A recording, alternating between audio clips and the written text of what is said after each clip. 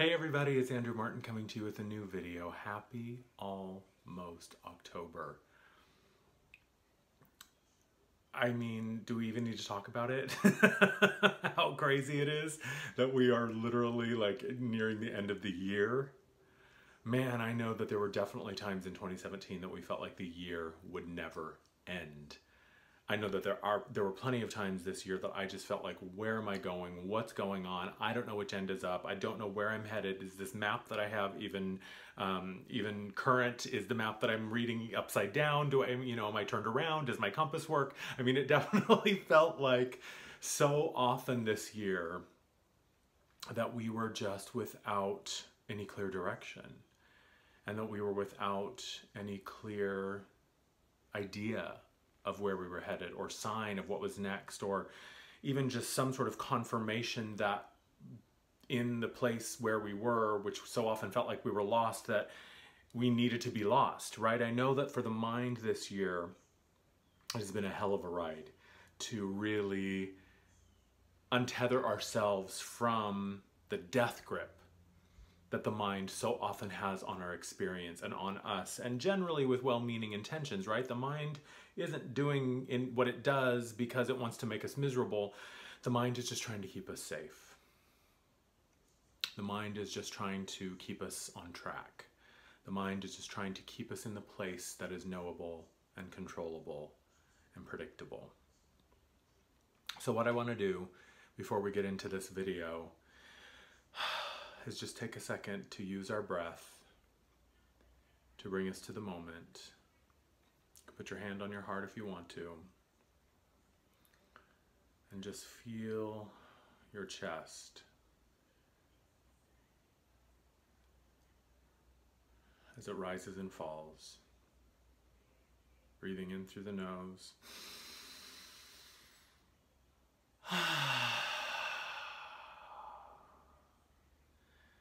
Exhaling fully out the mouth. Just feeling your presence here now. Feeling yourself anchored fully into the body. Just allowing the fullness of your whole self to be with you where you are right now. And another breath in through the nose.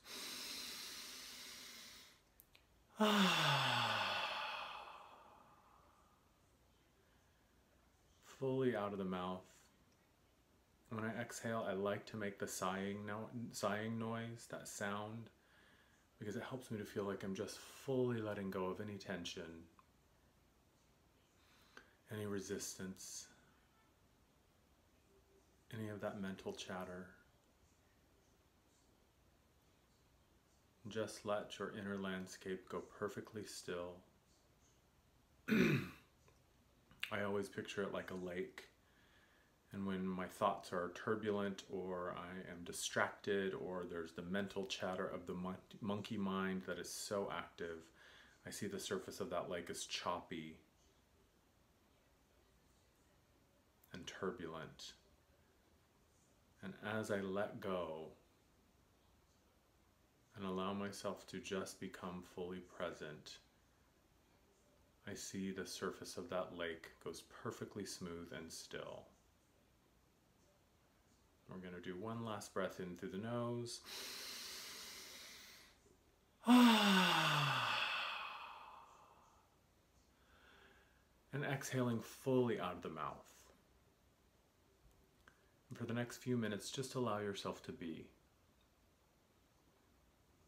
Just be present. There's an interesting thing that's been coming up in my energy work sessions, and in the when I was in LA at the House of Intuition, and I did the autumn equinox portal activation, and I did clients as well. And you know, it's such an amazing thing to see that one of the most consistent things in my practice is that the people that I work with, whether in groups or as an individual, they always sort of come in waves, right? There seems to be a common thread through many of them. And one of the common threads that is coming through in the work right now is, what are you willing to surrender to move into the age of embodiment, to be present within this energetic structure that we are now a part of, which is the age of embodiment, where we allow the fullness of who and what we are. And this is really what has been occurring in the sessions and in the groups, is the whole self, the fullness of what we are, the soul essence, the divine self, the non-physical self. In these sessions, we're opening up a space for the fullness of who and what we are to descend and to join us, and to merge and to anchor into our awareness right here and right now. So that the fullness of who we are, the truth of who we are, really begins to know itself through our human experience, and we're no longer separate from it, right? It's not up there. It's not out there. It's not over there. The fullness of our infinite presence and the limitless being that we are is ready to be present within us now, and all we have to do is invite it in and just say, okay. And this was an affirmation that came through, and I'm going to share this with you right now. This was an affirmation that came through that I'd never heard before at the event at House of Intuition, the autumn equinox, and it was, I allow all that I am to be received by all that I am, now as I am.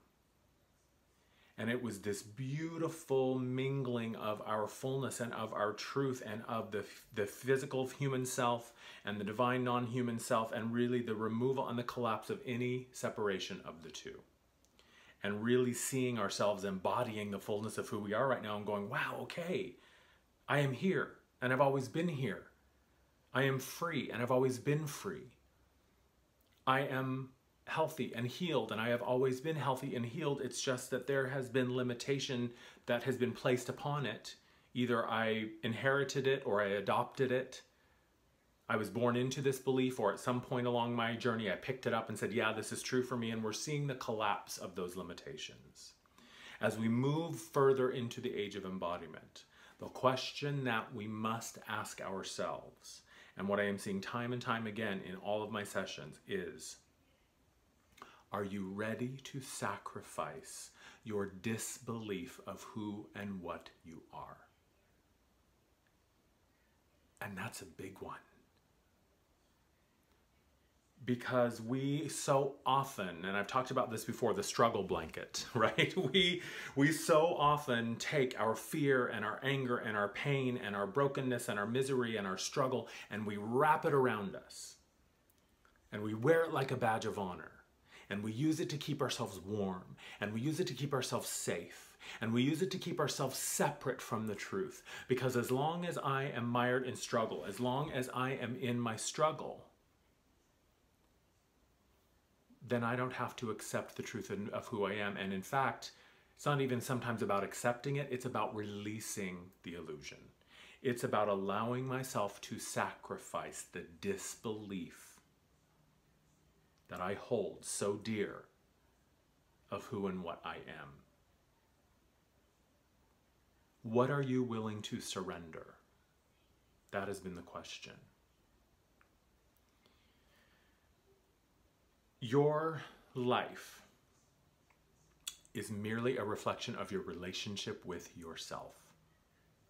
You know, we talk a lot about in spiritual circles, and this is something that we talk a lot about, right? You know, your life mirrors your beliefs, or you create what you want through your thoughts and your beliefs, or you create what you get through your thoughts and beliefs, and whatever's happening in your life is, you know, happening because you called it to you and you manifested it to you and you brought it in somehow.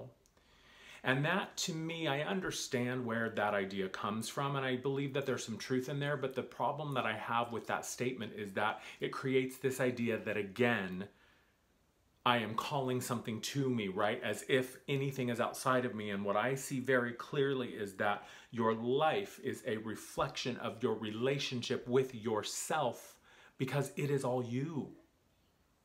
We are not separate from any of it. There is not Andrew the physical and then Andrew the divine, or Andrew the higher self, or Andrew the soul aspect, or Andrew the past life. It is all me as the infinite being that I am, knowing itself as Andrew and as my higher self and as my other lifetimes and my other aspects and whatever else I've experienced and whatever else is occurring, it is all part of what I am and who I am. And our beliefs from our human perspective, right? If we're talking about your life as a reflection of your relationship with yourself, that's what it is. It's your relationship with yourself that calls your experience to you. Your beliefs are all based upon what you think is possible, right? If I think that I'm broken and unworthy and ugly and unlovable, that is what I am going to engage the world through, right? That's the lens that I have chosen to view it through. If I believe that I'm amazing and wonderful and attractive and sexy and smart, then I am going to see that through. That will be the lens that I see my experience in through, and that will create my world. I mean, we all know those people that they just have an unshakable belief that you can't tell them otherwise, right? Negative or positive. There are some people that no matter what you do, no matter what you say, no matter what you give them, they're always going to see it from the negative perspective. It's never enough. I can't have it. It's not going to last. I'm not worthy. I can't trust it. That's not, it's not true. It's not real. It's going to go some way, right? Just, oh, what's going to happen next? Or the person who just believes that they're the shit and they're amazing and they're awesome and you cannot tell them otherwise, even when from your perspective they're fucking shit up left and right. They're still like, man, I've got it, right? I believe it. That is what creates our reality, is what you believe about yourself and what is possible, what you think you deserve, what you think you can have. All of these beliefs create our reality. And all of these beliefs are based upon your past. Because we generally don't believe anything until we see it.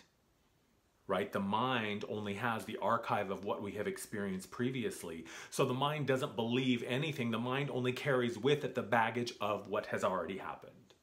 And that is what the mind shows up with. So yes, your life is a reflection of your beliefs. But your beliefs are a reflection of what you think, what you believe about yourself and what you think is possible. So your life really is a reflection of your relationship with yourself. And is your relationship with yourself based upon your limited human perspective? Or are you allowing a bigger, vaster, brighter, more infinite, more powerful, more compassionate, more eternal being, which is really just which is really you, right? Are you allowing that perspective to inform what you believe about yourself? Because where we are right now is we've been at this crossroads, and I think that we're going to continue to see, this is when we're talking about the bifurcation of timelines, when we're talking about the collapse of old structures, when we're talking about moving, if we think of it in the linear perspective of moving from a 3D to a 5D expression. It's really just about what perspective am I allowing to inform my experience. Do I believe, because what I know to be true is when I believe that my human experience, my suffering, my brokenness, my anger, my pain, my fear, my insecurity, my unworthiness, when I believe that that's all there is and that is the truth and that that's where it ends, that is what creates my miserable suffering experience. But as I begin to open up my perspective and allow myself to see and experience and sort of exist in this place where what else is possible? What else can I have? I see someone over there and all of a sudden her life is just amazing and wonderful. And what is she doing? Or I watched that video on YouTube, or I read that book, or I heard that meditation, or I saw that, meme or that after whatever it is, and something clicked and I started to think, what else is possible? There's got to be another way. That is where we are headed. But we cannot allow the baggage of our past, those old beliefs, to be present and expect things to be different. If you have not changed your relationship with yourself, your physical circumstances will not change, because remember, your primary reality is here. This is the genesis of all things. And the secondary reality is out here. And the secondary reality always, without fail, reflects completely my relationship with myself. And when we resist judging our experience and ourselves within our experience, we can begin to see it for what it truly is, which is merely an experience. An experience is just your experience, and it is your resistance to it that creates suffering. And to put a finer point on it, my experience is just my experience.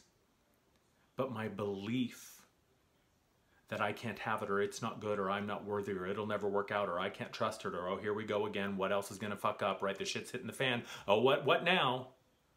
That is what creates my experience. My relationship to myself defines who I am within my experience, because I am the only one who knows what my truth feels like, and I am the one who is constantly telling myself what I believe to be true about myself. You cannot stand rooted in a belief of limitation and experience limitlessness.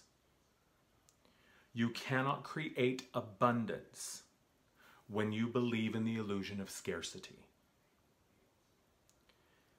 We all long to experience being whole, and yet we so often refuse to abandon our belief that we are broken. We want so much to be healed, but we have yet to use our powers for healing on ourselves. We are still waiting for somebody else to come and do it for us because we believe. Our relationship with ourself tells us that it's not possible, we can't have it, that's for other people, well, maybe someday, but not today, because there are still this list of things that you have to accomplish or you have to do before you are worthy. So this is my question. Are you ready to sacrifice your disbelief of who and what you truly are?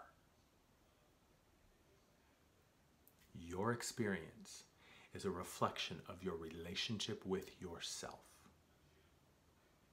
This is between you and you. It always has been. It has always been you. It will always be you, because you are eternal and infinite. There is no difference between what you want and who you are. It is all coming from the same place. And until we're ready to surrender those untrue beliefs, until we're ready to surrender those limitations and those thoughts that create imbalances within our energy field, it's just not going to change. And that is not an indictment. That is not a judgment. That is just the truth. And so when you accept the fact that your experience is only a reflection of your relationship between you and you, then that is where the power lies, because then the light bulb goes off and you go, oh, then that means I can create something else. I can do something different. And I'm going to leave you with a question. When you find yourself in limitation, when you find yourself backed up against the wall, when you find yourself in the, oh shit, not this again, I thought I had cleared this, I thought this was done, why me? Ask yourself this question. Command this of yourself. I am here to be shown what else is possible. It is well within your rights as a sovereign being to reject your reality and say, this is not what I want anymore. I accept that this is where I am, but I refuse to continue this one more second. So self, team, guides, angels, the universe, whatever it is, show me what else is possible. I command it. And then open up a space to be shown. I'm going to be in Sarasota, Florida coming up next week, and October 7th, 8th, and 9th. I'm going to put all the information in my in the description down below. I am going to be taking one-on-one sessions. This was something that I wasn't sure if I was going to do, but just today I decided that I am going to do it. So if you want to book a session with me, I'll put all the information in there on how you can do that. I will be in LA now once a month. I'm going to be coming down to the House of Intuition. My next dates are the end of October. I don't have anything official yet, but I will be posting that soon. So I'll be doing private clients on Thursdays, and then a Friday night event at House of Intuition. I am so so excited. I had such a great time in LA when I was there just this past weekend. It was amazing. And there's some really, really big, exciting stuff on the horizon that I cannot wait to share with you guys. And I know I've been saying that for a while now, but, but it really is true. That's it. Thank you as always for watching. I love you, and I'll talk to you soon. Bye-bye.